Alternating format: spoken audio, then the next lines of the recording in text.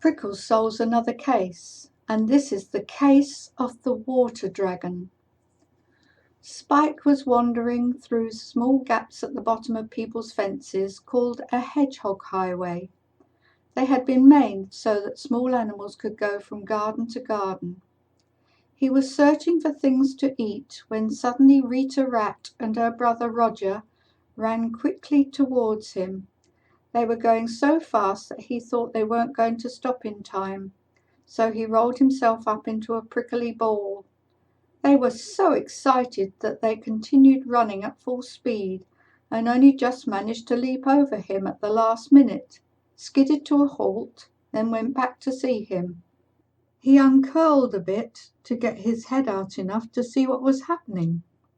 With one eye still shut, he saw the two rats staring at him, and when he suddenly realized who they were, he uncurled himself completely.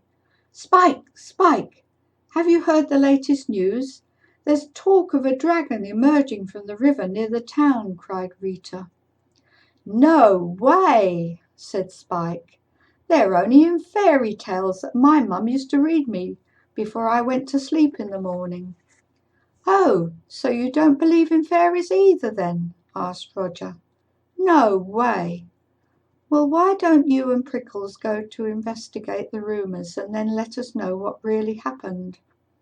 "Okay, we will.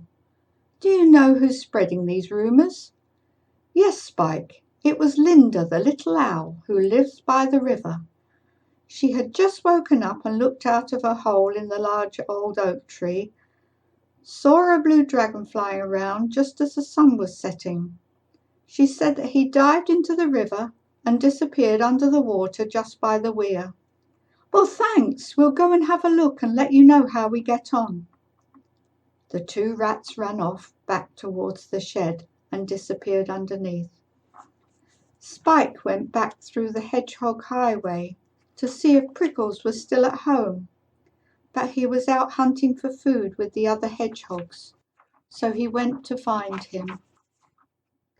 Prickles had gone through a large gap at the end of the garden that led towards the fields at the back, and had just found a large worm to eat when Spike caught up with him. "Prickles, I've just been speaking to Rita and Roger Rat. They told me that Linda the little owl had seen a dragon down by the river. Shall we go and investigate it?" "That sounds unbelievable, but we could go and have a look and a sniff around." "Yes, let's go now, as it's a long way for us to travel." So off they went to find out what was happening. The two of them wandered down to the large old mill that stood at the side of the river. There was a weir where the water cascaded down, and the river ran outwards and under an old stone bridge. Linda the little owl recognized them and flew over. She told them about the dragon and said that it was about this time of night that he appeared. They watched for a while. The water was glistening in the moonlight, and everything seemed calm. There was the usual gentle splashing sound, until suddenly the water erupted with a big fountain, and an enormous blue dragon rose up to the surface. Its large green eyes looked across at the two hedgehogs who clung on to each other in fear as its large bony-plated head came towards them and sniffed. "Don't be afraid of me, little prickly hedgehogs. I won't hurt you. I've been asleep under the water here for a very long time, and it's lovely to be awake again. I was sent here to be a guardian for this river and its wildlife, and I have been woken up for a special reason. The fairies have been to see me and asked me to wait until the full moon tomorrow night, when they will come and use all their magic to help me fight off the evil black dragon, who is expected to emerge from under a bridge further down the river." Prickles said, "Well, we didn't believe in dragons and fairies, but now we've got to. We're detectives. Would you like us to help? What is your name?" "I haven't got a name, because when I was a baby dragon, my parents just vanished one day." The fairies found me curled up under a tree in the wood and said that I was a very special dragon and that they would always protect me and look after me. They told me it was my destiny to protect this river. Well, we need to call you something. What if we call you Blue, as you have blue scales all over you? Oh, it would be lovely to have a name. And I love that one. Blue, Blue, Blue. I'll be a true friend to both of you if you will come back tomorrow evening and do whatever you can. We most certainly will. Later, Prickles and Spike were wandering back when two small golden fairies flew towards them and hovered in the air just above their noses. They had wings like little butterflies, long flowing hair, and they carried a wand in their tiny hands. We've heard that you two hedgehogs have offered to help the dragon and are good at solving clues. Please, would you have a look at this? One of the fairies waved her magic wand, and an old piece of paper appeared in front of the hedgehogs. It had very faded writing on it, and Prickles could only just read what it said. Beware the black dragon at night. He'll breathe fiery flames while in flight. He'll dry up the rivers, give wildlife the shivers, use magic to put up a fight. So that's what it's all about. We'll try and help if we can, and we'll return tomorrow as the sun is setting, said Prickles. I hope there are lots of fairies with their magic ready to help us. There will be lots of us, and we do all we can, Prickles. The bad black dragon is very powerful, and we sense that he is going to cause a lot of trouble when he wakes and emerges from the river. A wizard who lived hundreds of years ago stopped him from doing any more bad things by casting a spell to send him to sleep underneath the river.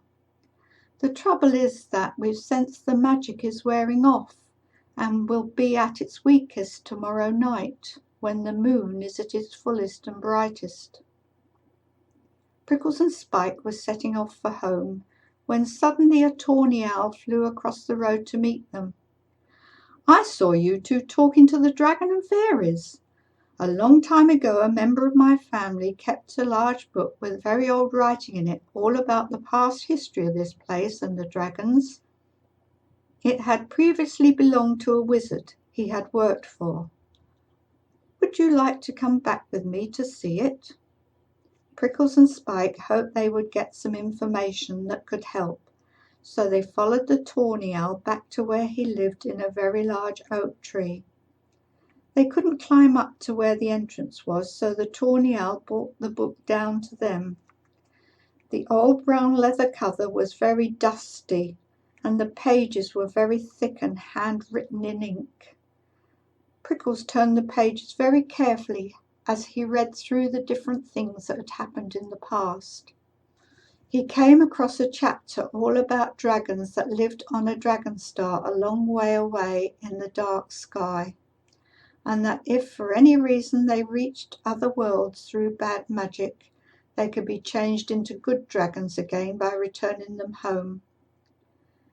They were very tired after all this reading, and the dawn light was appearing in the sky, so they thanked the tawny owl for his help, and after telling the fairies what they had found, headed home.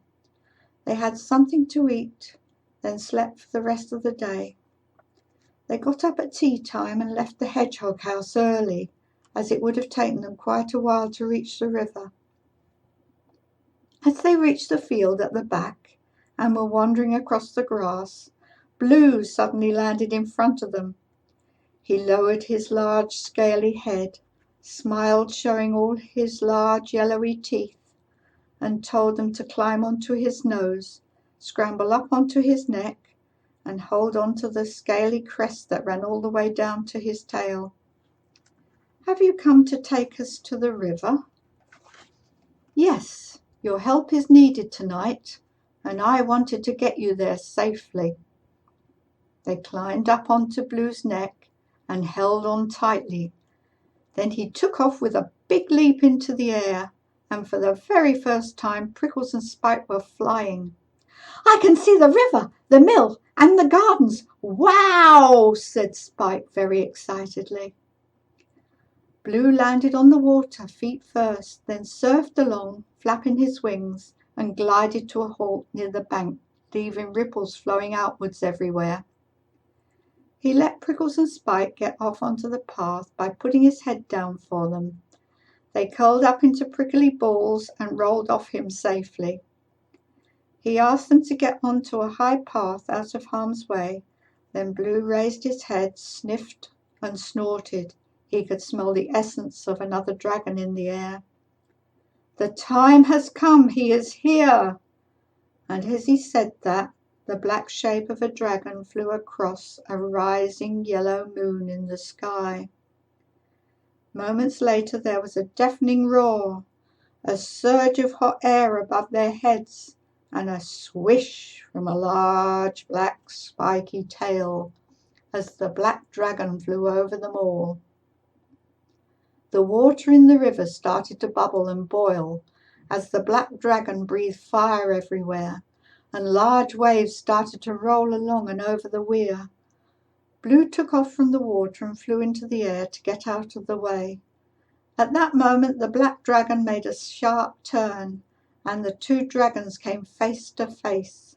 Blue's large, glaring green eyes met the black dragon's half-closed, evil-looking orange eyes. They both rose up into the sky, rolling over each other in flight, the heat from the black dragon trying to melt the icy coldness of blue flames coming from Blue.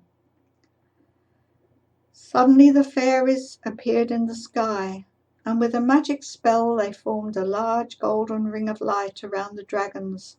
Blue was able to fly away and join Prickles and Spike, but the black dragon was held in midair and couldn't move. Using the information from the detectives, they chanted this spell: "Black dragon, be cast with our spell, back to the dragon's star.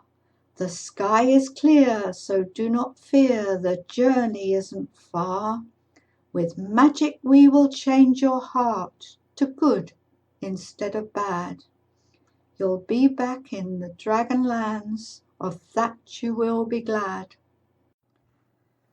The black dragon looked down at Blue, Prickles, and Spike, and smiled a big toothy smile.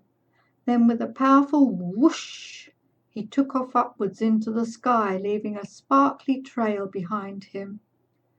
When he reached into outer space, he disappeared like a shooting star back to his home. Prickles asked the fairies what was going to happen to Blue. They gathered round, and one of them said, "Blue is coming home with us, where he will be safe and well cared for in Fairyland. But first, he'll take you home. Then we'll all fly back to where we live." Blue flew Prickles and Spike to the field near their garden, where they rolled off down his nose onto the ground again. He raised his head up, leapt up into the air, flew around for a moment as they waved him goodbye, and then headed off into the sky. Suddenly he was surrounded by a lot of golden lights as the fairies flew up to join him in the moonlight. The detectives waved and waved until their friends disappeared in a flash of silvery light back to their magical land. Prickles and Spike looked at each other in amazement at what had just happened. Then they went home to sleep the day away.